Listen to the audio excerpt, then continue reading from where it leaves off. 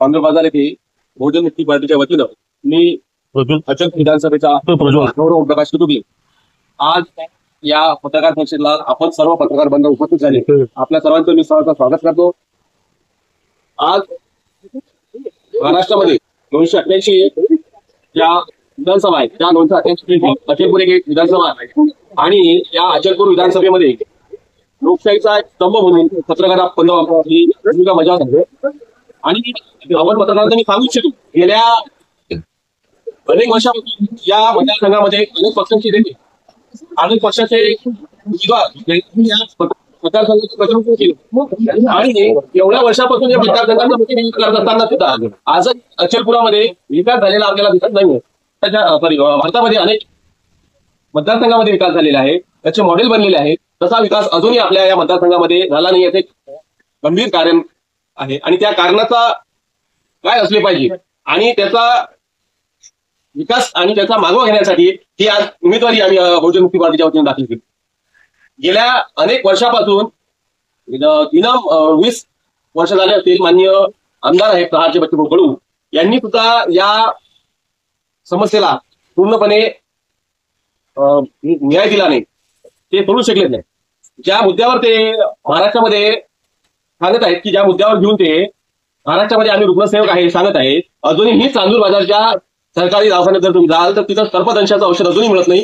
ते अमरावतीला जावं लागतं, कारण सर्पदंश हा शेती ग्रामीण भागामध्ये होतो आणि औषध त्याचं जर अमरावतीला मिळत असेल तर पेशंट अमरावतीला नेत असेल तर तो पेशंट रस्त्याने दगत अशा अनेक केसेस आपल्या मतदारसंघामध्ये झाले आहेत. त्याच्यावर अजूनही आली ते गंभीराची बाब. आणि फक्त विद्यमान आमदारच नाही, जी काँग्रेस मुस्लिमांचा पुळका घेते त्या मुस्लिमांच्या वोटावर आज काँग्रेस आपला हक्क सांगते. त्या काँग्रेसच्या नेत्यांना माझा प्रश्न आहे, इथल्या उमेदवारांना मला प्रश्न आहे, बबलू भाऊंना प्रश्न आहे, इथच्या कार्यकर्त्यांना काँग्रेसचा प्रश्न आहे की तुम्ही किती वेळा काँग्रेस मुस्लिमांच्या समस्यासाठी रस्त्यावर होते. इकडे बीजेपी हिंदुत्वाचा नारा देते, त्याच्या विरोधामध्ये तुम्ही किती वेळा प्रश्न निर्माण केले. फक्त मुस्लिमांची मतं घ्यायची आणि मुस्लिमांच्या मतावर आपलं आधिक्य सांगायचे की मुस्लिम म्हणजे आता ते मतदारसंघामध्ये वातावरण चाललेलं आहे की मुस्लिमांना चढावं ओळखत, मुस्लिमांना जेवणाची दावत चालू आहे, बऱ्याच नेत्यांकडून जेवणाची चालू आहे, त्यांना आम्हीच दाखवण्याचा प्रयत्न चालू. जर त्यांचे प्रश्न तुम्ही विधानसभेमध्ये मांडले असते, त्यांच्या हक्काची बाजू जर तुम्ही घेतली असती तर त्यांना आज चालू जेवण वगैरे देण्याचं किंवा कुठलंही काम करण्याचं आश्वासन देण्याचं काम पडलं नसतं. खऱ्या अर्थानं ठाम पडलं. ज्या अर्थाने लोकसभेमध्ये मुस्लिम बंधूंनी बळवंतरावचं समर्थन केलं, त्या बळवंतरावचं समर्थन एक चळवळीतला माणूस म्हणून, संविधानाचा रक्षक म्हणून आम्ही त्यांना पाठिंबा दिलेला आहोत. परंतु वर्तमानामध्ये काँग्रेस त्या मुद्द्यावर अजूनही राजकारण करतात, त्याच्यावर मुद्द्यावर पूर्ण त्यांना खरी उतरलेली नाही. म्हणून आम्ही पुन्हा नव्याने कुठल्याही पक्षाला समर्थन न करता, कुठल्याही नेत्याला समर्थन न करता बहुजन मुक्तीच्या पार्टीच्या वतीनं आम्ही आज अख्ख्या महाराष्ट्रामध्ये काँग्रेस बीजेपी गप्प आहे. जेव्हा ताकदीनं बीजेपी हिंदुत्वाचा प्रचार करत आहे तेवढ्याच ताकदीनं काँग्रेस त्याचं समर्थन करत आहे. समर्थन याच्यासाठी करत आहे की त्यांना विरोध करत नाही, कुठल्याच गोष्टीचा विरोध करत नाही. आपल्या मतदारसंघातला बीजेपी आणि काँग्रेस हे सोबत सूत्र झाले आणि चर्चा करत आहे. बीजेपीचे अनेक नाराज झालेले कार्यकर्ते काँग्रेसला साथ देण्याचं कारण काय कारण? जर तुमची विचारधारा वेगळी आहे, जर तुम्ही लोकांना विकासाच्या नावावर जर व्होट मागत आहे तर तुम्ही दोन्ही पक्ष एकत्र येण्याचा काय? हा सवाल आहे त्या बीजेपीच्या कार्यकर्त्यांना जे नाराज झालेले आहेत आणि नाराजीमध्ये ते काँग्रेसला साथ करण्याचं काम करतात.